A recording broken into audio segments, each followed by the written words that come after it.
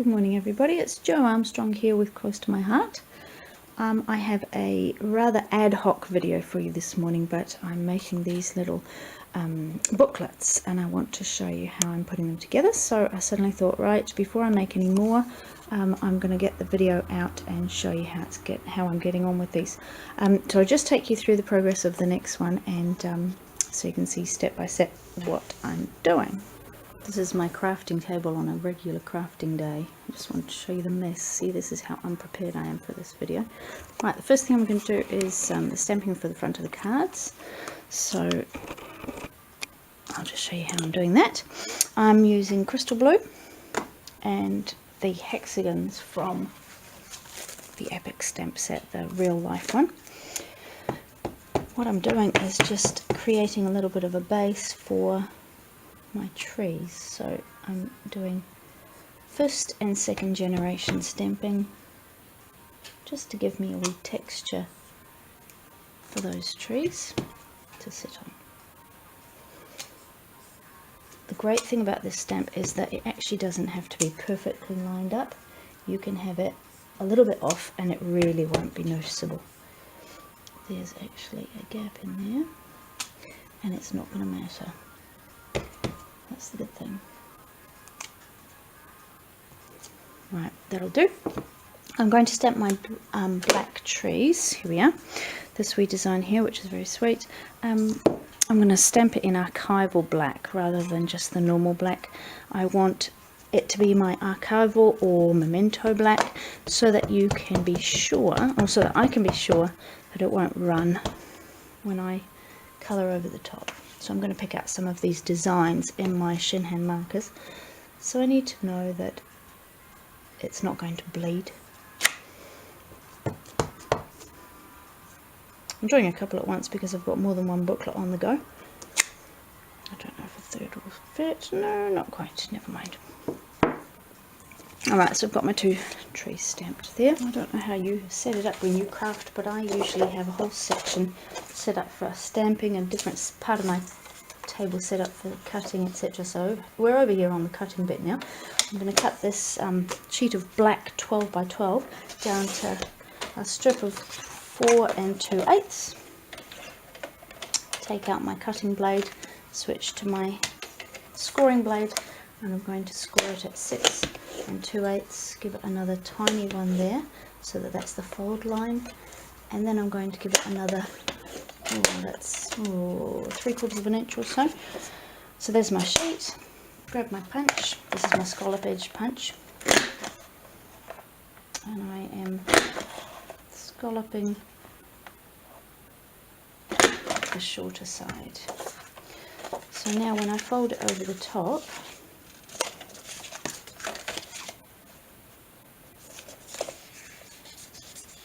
I'm left with a score mark here. That's actually going to be so that the booklet can bend back.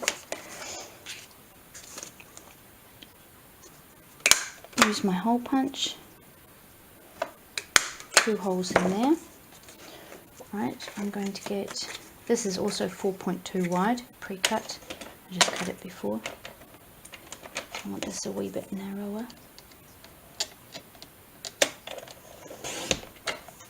So it needs to be 4 2/8. So now I've got scalloped edge there. I'm going to stick it down.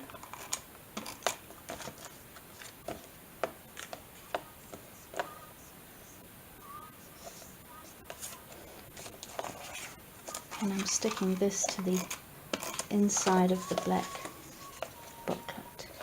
It just completes the booklet with a nice wee edge. There.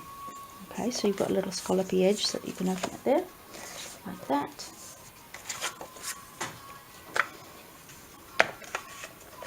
I'm also scalloping the edge of the part of the decoration for the front. There, that's going to stick onto the front there.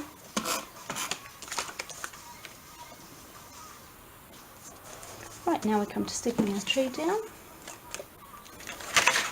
Okay, I've got the wee sentiments here. I stamped it in just the normal exclusive inks black rather than the archival black. What I tend to do is only use archival if I have to, if I'm going to colour it. Speaking of which, my Shin-Han markers. I'm going to pick out some colours there. Yeah, I don't use archival black on other things simply because it really marks my stamp up.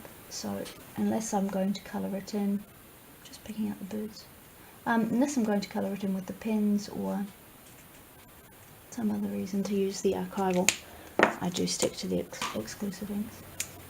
I'm actually going to raise this up on foam just so it sits up a little bit above the rest of the embellishments there. Right, so there we are, thank you. Put that on there, generally appreciated. Now, only thing left to do is put the wee sticker sheets inside it. So what I do is, you may have seen this before on another of my videos. These are some sheets I use. I get them from a website called myteacherstickers.com, and myteacherstickers.com is a brilliant website for teachers stickers. It's great for other things as well though, because you can design your sticker for yourself. So it doesn't have to just be a teacher sticker.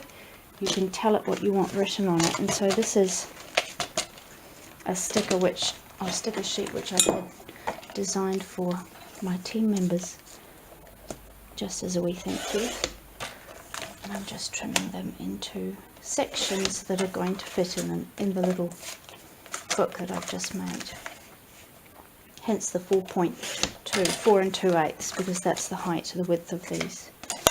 Right, so I've now trimmed them into separate wee sheets.